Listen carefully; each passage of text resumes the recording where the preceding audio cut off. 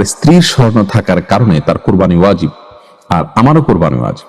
এখন আমাদের দুজনকেই কি কোরবানি দিতে হবে না একজনকে দিলে হবে? দোহাই মেহেদী, কোরবানি কি একটি পরিবার তরফ থেকে একটি যথেষ্ট, নাকি যতজন কোরবানি করার সামর্থ্য থাকে তাদের প্রত্যেককে আলাদা আলাদা কোরবানি করতে হবে? এই বিষয় নিয়ে ফুকাহা ইকরামের ভিতরে মতভেদ রয়েছে।